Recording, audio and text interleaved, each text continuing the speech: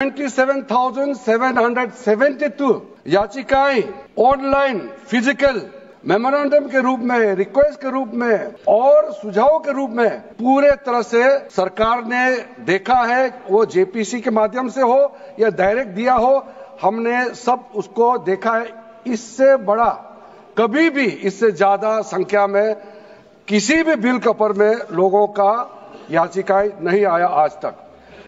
कहना चाहता हूं सर, आज जब मैं जो बात रखूंगा आपके सामने में, पिछली बार जब हमने ये प्रस्तुत किए थे बिल को इस सदन में, तब भी मैंने कई बातें बताई थी।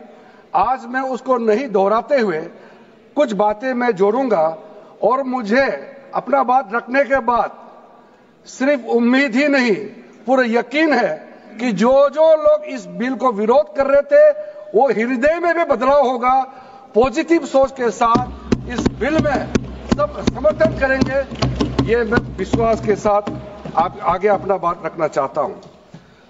क्योंकि मैं पॉजिटिव नोट से बात रखना चाहता हूं, तो इसलिए एक मेरे जो मन की बात है मैं कहना चाहता हूं, तो इससे अच्छा संदेश जाए। किसी के बात कोई, अध्यक्ष महोदय, किसी की बात कोई बदगुमान ना समझे, इस जमीन का दर्द कभी आसमान ना समझेगा। ये मैं दिल से कह रहा हूं, क्योंकि अच्छा सोच के साथ, बड़ा दिल के साथ, खुले मन से मैं ये प्रस्ताव आपके सामने में पेश कर रहा हूं। सर, कई लोगों ने अपने अपने तरीके से बातें रखी हैं। किसी ने कहा ये प्रावधान अनकॉन्स्टिट्यूशनल है, गैर संवैधानिक है। किसी ने कहा ये इलीगल है, अनलॉफुल है। सर, ये बिल जो हम लोग जिक्र कर रहे हैं कोई नया विषय नहीं है। आजादी से पहले ये बिल, जब पहली बार मुसलमान वक्फ वैलिडेटिंग एक्ट पास किया गया था 1913 में, तब से इसका इतिहास शुरू होता है। उससे पहले प्रिवी काउंसिल ने 1894 में इनवैलिडेट किया था वक्फ अल औलाद को। बाद में उसका प्रॉपर लीगल फॉर्म में 1913 के बाद फिर 1923 में द मुसलमान वक्फ एक्ट लाया गया था, जिसमें अकाउंटिंग और ट्रांसपेरेंसी के बारे में ये जोर उसको देते हुए ये एक्ट पास किया गया था। उसके बाद 1930 में द मुसलमान वक्फ वैलिडेटिंग एक्ट लाया गया है, जो रीइंफोर्स करता है legal validity of the family waqf. परिवार में जो वक्फ होता है उसको जोड़ देते हुए ये बिल लाया गया है। उसके बाद आजादी के बाद 1954 में 1954 में वक्फ एक्ट पहली बार आजाद भारत का एक्ट बनी और उस समय स्टेट वक्फ बोर्ड का भी प्रावधान उसी 1954 एक्ट में प्रावधान किया गया था।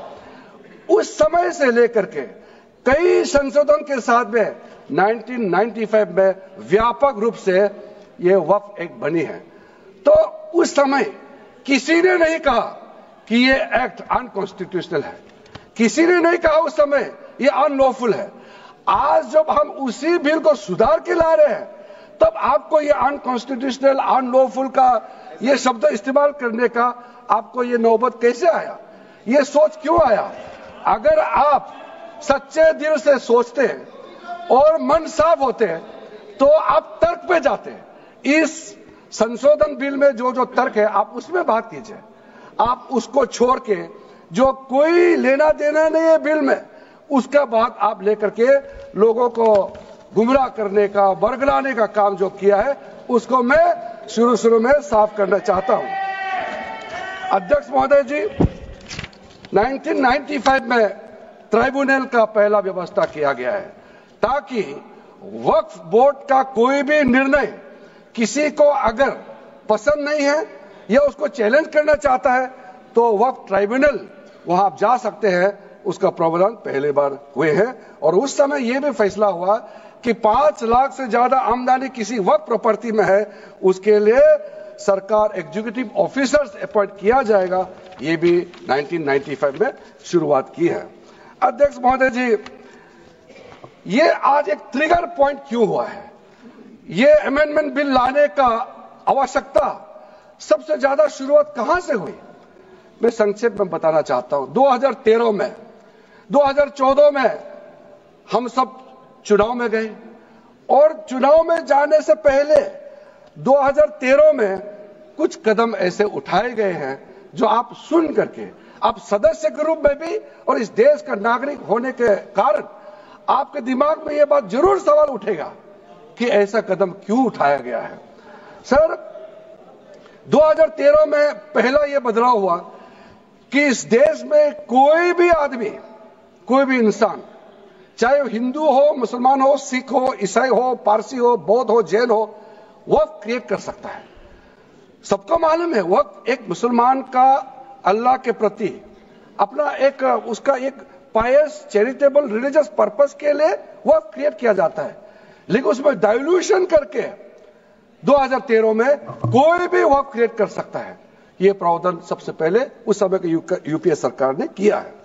दूसरा, आपने सारा वक्फ को स्पेसिफिक कर दिया कि शिया बोर्ड में शिया ही रहेंगे, सुन्नी बोर्ड में सिर्फ सुन्नी ही रहेंगे, और कोई भी बोर्ड हो सिर्फ उनके लोग ही रहेंगे, बाकी कोई उसमें आ नहीं सकता है। ऐसा आपने प्रावधान किया। तीसरा, 2008, सर आप शांति से सुनने के बाद आप जो भी पूछेंगे हमारा रिप्लाई तो आएंगे ही सर। डिबेट का आखिरी में है, मेरा फिर से रिप्लाई होगा। तो अभी मैं जब शुरुआत में कुछ दृष्टिकोण रख रहा हूं, इसमें कोई हस्तक्षेप ना करे, ध्यान से सुनिए ताकि हमारा डिबेट का स्तर भी ऊंचा रहे और तर्क भी सामने में आ जाए। सर, एक प्रावधान आया सेक्शन 108। उस सेक्शन 108 में यह लिखा गया है कि वक्फ बोर्ड का जो प्रावधान है इस देश में कोई भी मौजूदा कानून के ऊपर में रहेगा, ओवरराइडिंग इफेक्ट रहेगा। ऐसा आपने कानून बनाया है। इस देश में ऐसा कानून कैसे मंजूर कर सकते हैं अध्यक्ष महोदय जी? हर कानून अपना अपना हिसाब से चलता है, लेकिन एक कानून दूसरे कानून के ऊपर में ओवरराइडिंग इफेक्ट होगा, ये कोई भी मान्यता नहीं दे सकता है। उसके बाद सर, मैं कुछ प्रोपेगेंडा साथ में जुड़े हुए हैं उससे पहले, जो 2013 में मुझे भी बहुत ताज्जुब हुआ कि ये पास कैसे जबरदस्ती करवाया है।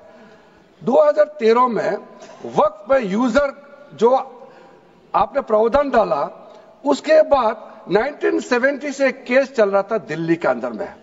दिल्ली के अंदर में हमारा सीजीओ कॉम्प्लेक्स है, पार्लियामेंट बिल्डिंग है, कई प्रॉपर्टीज है, और इसको वक्फ बोर्ड, दिल्ली वक्फ बोर्ड ने क्लेम किया कि ये वक्फ प्रॉपर्टीज है। उसके बाद ये केस चल रहा था अदालत में। उस समय यूपीए सरकार ने पूरा सारा जमीन को डी नोटिफाई करके वक्फ बोर्ड को दे दिया। 123 प्रॉपर्टी। अगर आज हम ये संशोधन लेके नहीं आते तो जिस सदन में हम बैठे हैं, ये पार्लियामेंट बिल्डिंग, इसको भी क्लेम किया जा रहा था। एयरपोर्ट, बसंत विहार, और अगर नरेंद्र मोदी जी का सरकार नहीं आते, अगर यूपीए का सरकार कंटिन्यू रहता, तो क्या क्या बिल्डिंग को डी नोटिफाई किया जाना था।